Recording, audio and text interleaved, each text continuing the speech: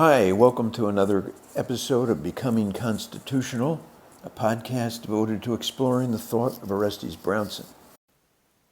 On June 20th, 2024, American Family Project sponsored a symposium at the Capitol Visitor Center, Orestes Brownson and the Future of American Constitutionalism. What follows is going to be a quick clip from me introducing the speakers, because you might ask, why is a not-for-profit dedicated to the family focusing so much on Orestes Brownson? So I explain that. And then we'll have Richard Reinsch speaking about why Orestes Brownson is important in the current political environment. So thanks for coming. You may be curious why American Family Project, with its motto, "A Voice for the Family on Capitol Hill," is interested in an almost unknown writer from the 19th century.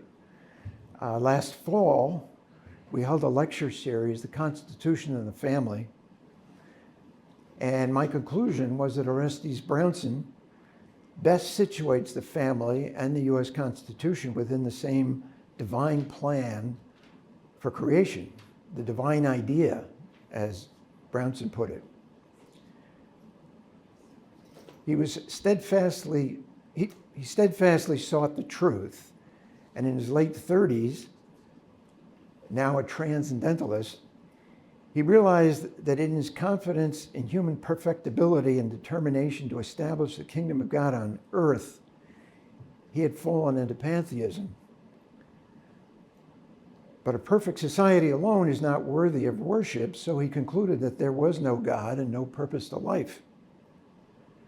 God is completely other than creation, and 25 years after emerging from his atheism, Brownson was seeing all of reality rooted in the divine idea, God's creative act that brought the universe out of nothing. Not a nothing from something as we create, but from a nothing that was nothing. Brownson wrote, "Man is a dependent being, and neither does nor can suffice for himself. He lives not in himself, but lives and moves and has his being in God. He exists, develops, and fulfills his existence only by communion with God, through which he participates in the divine being and life." Brownson held that the person communes with God through three necessities of human nature. One is worship. Religion binds man to God as first cause, the cause of our existence, and carries him onward to God as final cause, the purpose of our existence being eternal happiness with God. Man communicates with God through the material world, which gets into the whole area of property. We commune with God through what we possess personally and through what we possess commonly. The planet, the environment, that sort of thing. And then third, the person communes with God through his own kind. The communion of man with God through dealing with other men and women, so society. The family being the basic building block of society, and then leading to all the other societies. But society does not and cannot exist without some sort of government. And Brownson writes, "As society is necessary of man's nature, so is government a necessity of society." Parents, getting back to the family, parents participate in the divine being and life, as Brownson put it, by raising their children in accordance with the divine idea for the family. And politicians participate in the divine being and life by governing according to the divine idea. Government, Brownson writes, contributes as a powerful means to the fulfillment by man of the divine purpose of his existence. Brownson identified two forms of government: the barbaric, which constrains the person's ability to commune with God through society, and the civilized, which encourages communion with God. After studying the history of governments, he concluded that the U.S. Constitution is not simply of human origin and allows the most civilized government ever known. He wrote, "I cannot conceive a more profoundly philosophic or more admirably devised constitution than that of our own government." Why should you care about Brownson? And I think that reduces to one question, I think. What is America's actual constitution?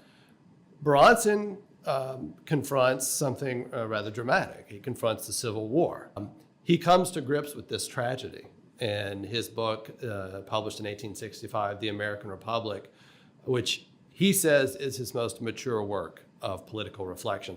So in The American Republic, he confronts what he says is the real meaning of our Constitution. And he comes to an interesting conclusion, I think, if you think about the Civil War. He says the Republic came apart because those statesmen at the time, and for many decades preceding the Civil War, didn't understand the true nature of our Constitution.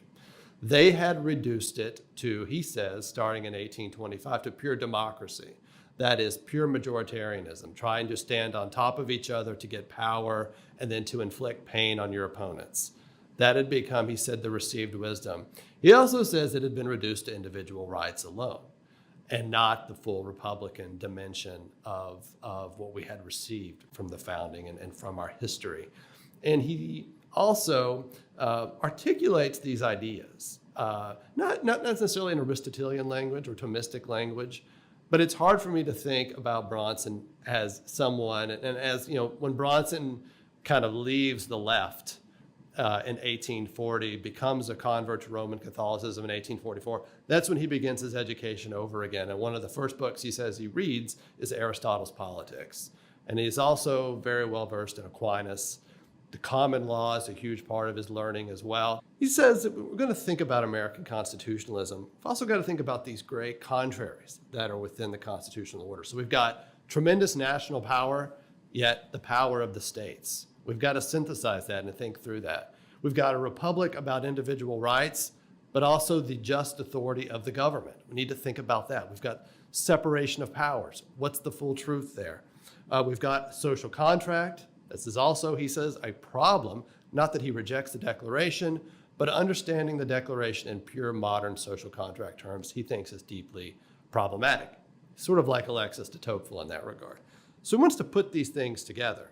And in putting those together, he says, how can we become a constitutional people again? And he has really two foundational ideas in that regard. And one of those is, he calls it the providential constitution or the unwritten constitution. And then also another idea, territorial democracy. And I thought I might just walk through those and then sort of ask the question, because he says this is the way back to the founders' constitution. This is what we have to recover, this understanding. You can have a written constitution, and we do, but it ultimately has to be felt and lived by the people in terms that are unwritten. So that's just a teaser of what you're going to discover reading The American Republic by Orestes Brownson. You might want to watch the rest of the video or download the audio. And the links to both the video and the audio will show up right after I'm speaking here. So I hope this has been helpful, and I'll be around for many more episodes of Becoming Constitutional.